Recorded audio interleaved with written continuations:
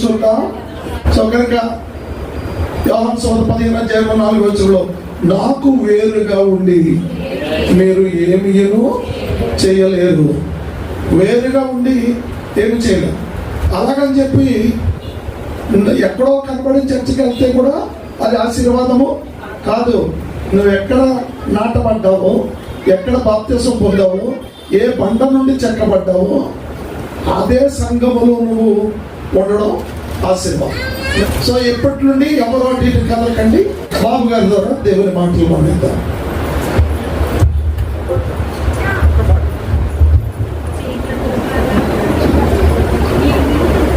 దేవునికి మహిమ కలుగును గాక. దేవునికి స్తోత్రం చెప్తామండి. ఏంటో ఇవాళ డిఫరెంట్ గా మాట్లాడారు పాస్టర్ గారు. మనుషులు ఏదో భక్తి లోపించినట్టు చక్కగా మాట్లాడేవారు, కానీ వాళ్ళేదో భక్తి లోపించినట్టు మనుషుల్లో. దేవునికి మహిమ కలుగును గాక. అందరూ బాప్తిసం తీసుకున్నారు కదా, బాప్తిసం తీసుకున్నారు. బాప్తిసాన్ని తీసుకునే ముందే ఉంటది. ఎప్పుడు తీసుకోవాలి బాప్తిసం? మారు మనసు పొందాక. మారు మనసు పొందిన తర్వాత భక్తి లోపిస్తే దాన్ని ఏమంటారు? భక్తి లోపించిందని మీరేం చెప్పరు. నేను కూడా అంతే, నాకు భక్తి లోపించింది కానీ నేను చెప్పను కానీ భక్తుల్లాగా ఉంటాను. సో దాన్ని ఏమంటాం? భక్తి లోపించింది కానీ భక్తుల్లాగా కనిపిస్తున్నాను నేను, అంటే యాక్ట్ చేస్తున్నాను అనమాట. అదే ఇవాళ నాకు ఏం పేరు పెడదాం అనుకుంటున్నానంటే, మారు వేషం ధరించిన మారు మనసు. ఏదో బాగున్నట్టుంది కదా. మారు వేషము ధరించిన మారు మనసు. అంటే మారు మనసు మారు వేషం ధరిస్తే ఎలా ఉంటుంది? నటించాల్సి వస్తుంది. వేషధారణ అంతేనండి దాని పేరు. అసలు భక్తి అంటే ఏంటి చూడండి ఒకసారి. ఏకో పత్రిక ఫిక్స్ అయిపోదాం. ఇంకా మారు వేషం ధరించిన మారు మనస్సు. ఇక్కడ మారు మనసు పొంది బాప్తిసం తీసుకుని ఆయన సన్నిధిలో కూర్చున్నాం. మనం భక్తిని భక్తిలాగే చేస్తున్నామా, లేకపోతే భక్తులమని కనిపిస్తూ ఉంటే అదేమవుతుంది? వేషధారణ అవుద్ది. అయితే ఇప్పుడు మారు వేషం ధరించిన మారు మనస్సు చూద్దాం ఎలా ఉంటుందో. అసలు భక్తి ఏంటో చూద్దాం ముందు. భక్తి ఎలా ఉంటుందో. యాకోబు పత్రిక 1వ అధ్యాయము 27వ వచనం. తండ్రి అయిన దేవుని ఎదుట పవిత్రమును నిష్కళంకమునైన భక్తి ఏదనగా. ఏంటండి? ఎవరు ఎదుర్కొంటానే? తండ్రి అయిన దేవుని. పాస్టర్ గారు ఎదుర్కొంటాను లేదా? అక్కడ లేదా? పక్కంటి వాళ్ళు ఎదుర్కొంటాను లేదా? లేదు. ఎవరు ఎదుర్కొంటా ఉండాలంటారా? తండ్రి అయిన దేవుని. తండ్రి అయిన దేవుని ఎదుట పవిత్రమును నిష్కళంకమునైన భక్తి ఏదనగా. నిష్కళంకమైన భక్తి ఏదనగా. ఇంకా భక్తి గురించి పూర్తి చెప్పలే ఆయన. మళ్ళీ చదువుదామండి. తండ్రి అయిన దేవుని ఎదుట పవిత్రమును నిష్కళంకమునైన భక్తి ఏదనగా. దిక్కులేని పిల్లలను విధవరాండ్రను వారి ఇబ్బందులలో పరామర్శించుటయు ఇహలోక మాలిన్యము. ఇదండి ఏమండి మొదలు చదివిన అన్ని అందరూ చేస్తున్నారండి. అందరూ అంటే ఈ భూమి మీద అనేకమైన మతాలుగా చెప్పబడుతున్న వాళ్ళు ఉన్నారు. నేను అనుకుంటున్నాను మనకంటే ఎక్కువ వాళ్లే దాన ధర్మాలు చేస్తున్నారేమో. ఎలా ఉండాలంటే పెదవరాండ్రను వారి ఇబ్బందులలో ట్రస్టులు ఉన్నాయండి. అన్యులకి ఎన్ని ట్రస్టులు ఉన్నాయంటే ఇప్పుడు అసలు అన్నానికి కానీ దీనికి అసలు ఇక్కడ లోటు లేదండి. కానీ ఏంటి వీడికి మనకి తేడా? ఏంటి తేడా? కంటిన్యూ చేయండి దాన్ని. ఇహలోక మాలిన్యము తన కంటకుండా తన్ను తాను కాపాడుకొనుటయే భక్తి. ఇప్పుడు చూడండి, ఆయన ముందు అంటే తండ్రి అయిన దేవుని ఎదుట నిష్కళంకంగా ఉండాలంటే ఏం చేయాలంటే భక్తి ఉండాలి. ఆ భక్తిని ఆయన ముందు ప్రదర్శించాలంటే నీ భక్తిని ఎక్కడ ప్రదర్శిస్తున్నావు? నీ భక్తిని మనుషుల ఎదురు ప్రదర్శిస్తున్నావేమో. మారు మనసు పొంది వచ్చిన మనం, ఆ మారు మనసు పొందిన తర్వాత బాప్తీసం తీసుకున్న మనం ఆ మారు మనసుని దేవుని ఎదుట చూపించాలనుకుంటే ఎలా ఉండాలంటే సత్యమైన ప్రవర్తన కలిగి ఉండాలి. మరి అందులో తేడా వస్తే ఏంటది? మారు మనసు తీసుకున్నావు, కానీ మారు వేషంలో బ్రతకాల్సి వస్తుంది. అసలు ఈ మారు మనసు గురించి యేసు ప్రభు వారు ఏమంటున్నారో ఒకసారి చూద్దాం. లూకా సువార్త 13వ అధ్యాయము 4వ వచనం చూడండి. మరియు సిలోయములోని గోపురము పడి చచ్చిన ఆ 18 మంది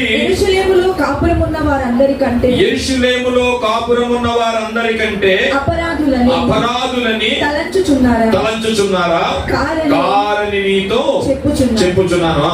మీరు మారు మనసు పొందని ఎడల మీరందరూ అలాగునే నశింతురు. చిన్న ప్రార్థన చేసుకుందామండి. పరిశుద్ధుడా, ప్రేమగల తండ్రి, మహోన్నతుడా, మీకు స్తోత్రాలు నాయన. సకల ఆశీర్వాదములకు కారణభూతుడైన మా కన్న తండ్రి, ఈ మధ్యాహ్న కాల సమయంలో ఈ ఆరాధనలో మీరున్నారు. అల్పుడైన నిలబెట్టి లోటిపోరగా కొన్ని మాటలు వినిపించడానికి అల్పుడైన నిలబెట్టి చెబుతున్న మాటలలో నా సొంత మాటలు లేకుండా, సొంత ఆలోచన, సొంత జ్ఞానం లేకుండా కేవలం నీ నోటిపోరుగా నీ పిల్లలకు ఆయన వారి విశ్వాసంలో బలపడడానికి కొన్ని విషయాలు చెప్పడానికి మీరు కృప చూపమని, మాకున్న యావత్ చింతను మీ పాదాల ముందు మీ చిత్తానికి అప్పగించుకుంటూ ఈ చిన్న ప్రార్థన యేసు వారి ప్రశస్తమైన నామంలో మిక్కిలి వినయంతో బ్రతుకులాడి వేడుకొంచున్నాము తండ్రి, ఆమేన్.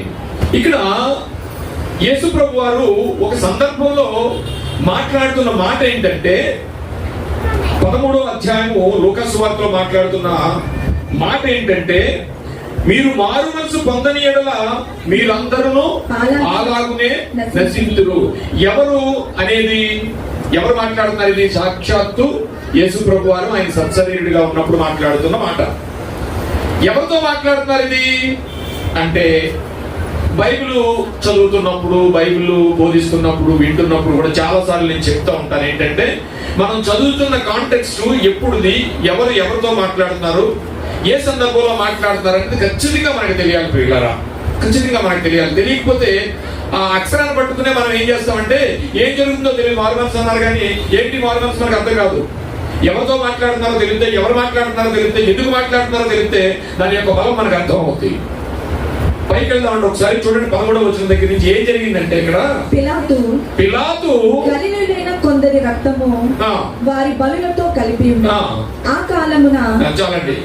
పిలాతు గలిలయులైన కొందరి రక్తము వారి బలులతో కలిపి ఉండేను. కానీ అర్థమైందండి మీకు? అర్థమైందా? ఇది అర్థం అవుతుంది నాకు తెలుసు. దాని తర్వాత చదవండి. ఆ కాలమున అక్కడనున్న కొందరు ఆ సంగతి యేసుతో చెప్పగా యేసుతో ఏమని చెప్పారు తెలుసండి? యేసుతో ఏమని చెప్పారంటే, మీకు విషయం చెప్తాను. యేసు ప్రభు వారు పొద్దున్న మామూలుగా ఉదయం కొండలకి కిందకు వచ్చేసి ఆయన బైబిల్ పట్టుకుని బాగు చేసుకోవడానికి వెళ్ళిపోతున్నారు. కొడుకుని కూర్చున్నారు. కొంతమంది వచ్చారు. ఎవరు? శిష్యులు. యేసు ప్రభు వారికి 12 మంది కాకముందండి 500 మంది ఉండేవారండి.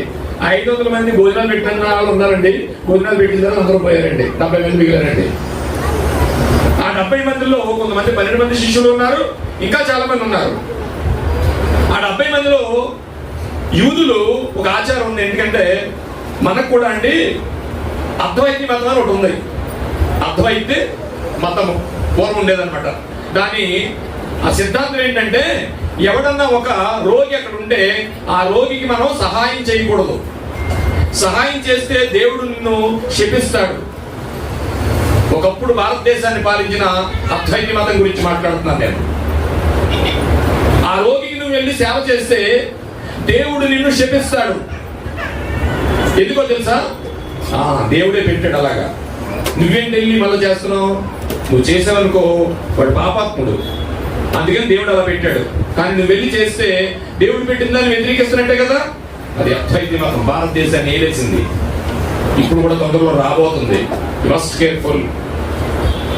సో అలాంటి కల్చర్లోనే యూదులకు కూడా అలాంటి అలవాటు ఉంది. 1వ శతాబ్దంలో యూదా సాంప్రదాయంలో యూదులలో ఎవడన్నా ఒకడు చనిపోతే పాపం చేశాడు చచ్చిపోయాడు అంటాడు అనమాట.